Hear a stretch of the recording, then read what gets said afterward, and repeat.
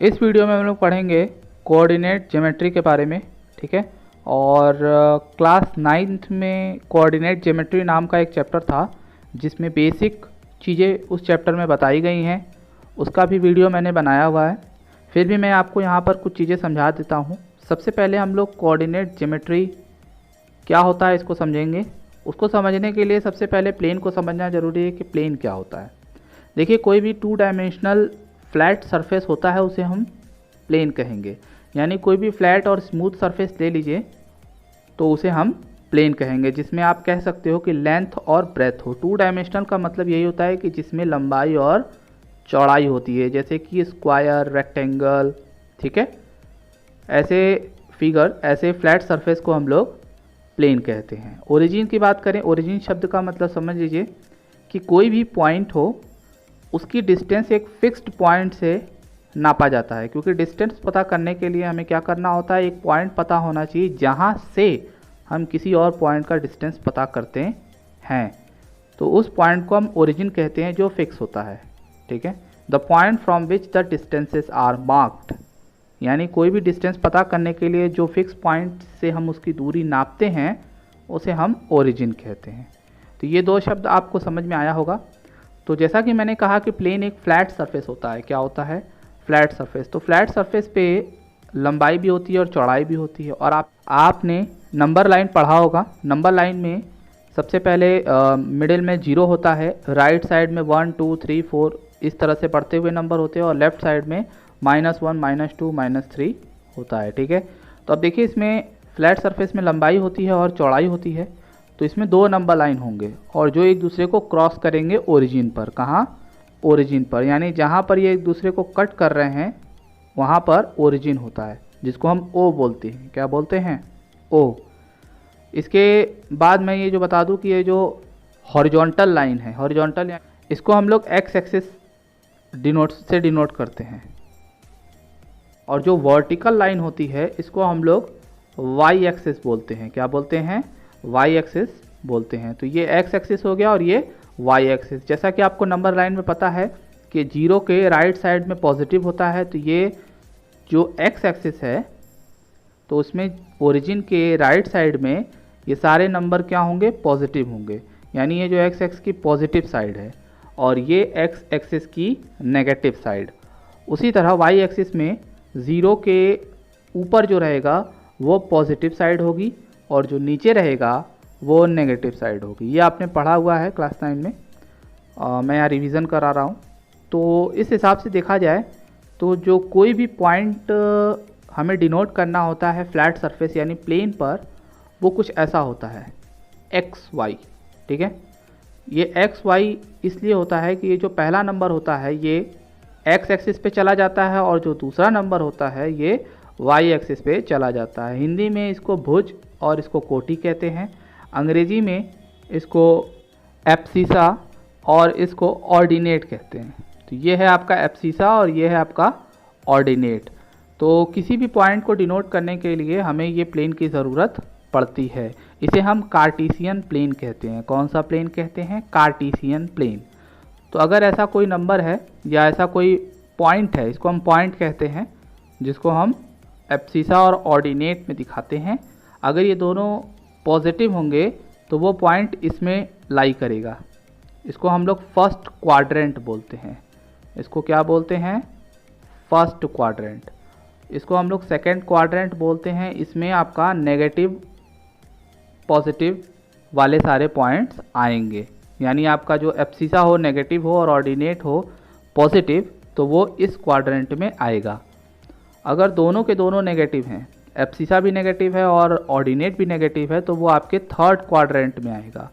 उसी तरह ये फोर्थ क्वाड्रेंट है और ये आपका पॉजिटिव नेगेटिव होता है। यानी एब्सिसा अगर पॉजिटिव हो और ऑर्डिनेट नेगेटिव हो तो वो फोर्थ क्वाड्रेंट में आएगा। तो कुल मिला जुला के ये है आपका कोऑर्डिनेट ज्योमेट्री, इसकी बेसिक चीज़, ठीक है।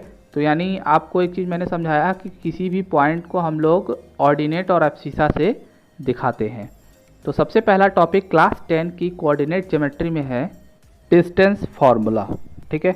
डिस्टेंस फार्मूला क्या है भाई? चलिए समझते हैं। मान लीजिए कोई पॉइंट है ए, और जैसा कि मैंने बताया प्लेन पर अगर कोई पॉइंट है तो उसको हम लोग पॉइंट को हम लोग एब्सिसा और ऑर्डिनेट से दिखाते हैं।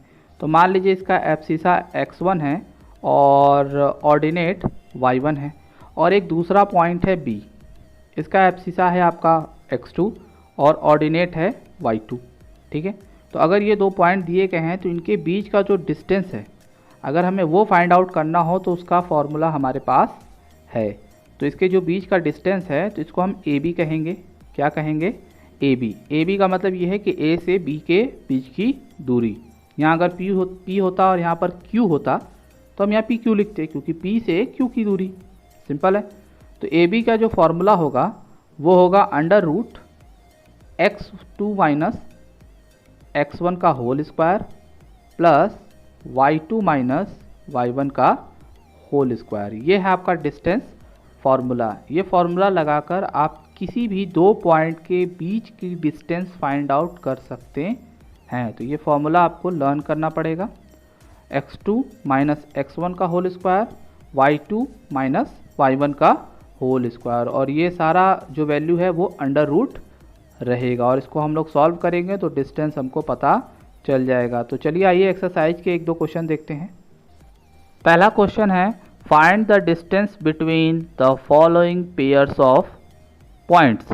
यानी आपको नीचे 3 क्वेश्चन दिए गए हैं और उसमें दो दो पॉइंट्स दिए गए हैं। जैसा कि मैंने कहा कि आपको डिस्टेंस पता करने के लिए 2 पॉइंट पता होना ज़रूरी है। तो इसमें मैं सेकंड वाला क्वेश्चन समझा रहा हूँ। तो यहाँ पर 2 पॉइंट दिए गए हैं, इसको हम मान लीजिए ए ले लेते हैं और इस पॉइंट को हम क्या ले लेते हैं? बी।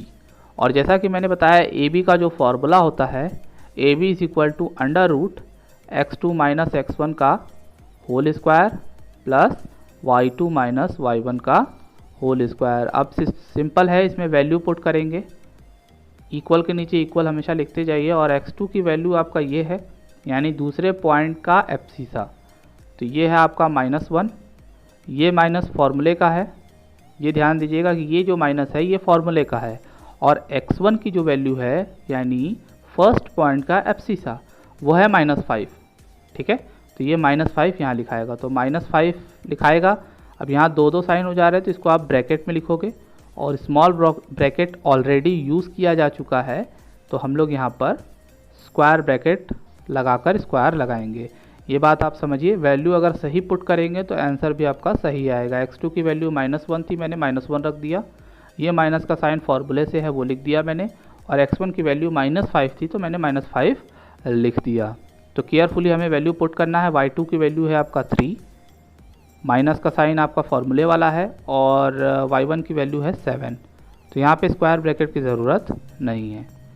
तो चलिए इसको सॉल्व करते हैं थोड़ा सा।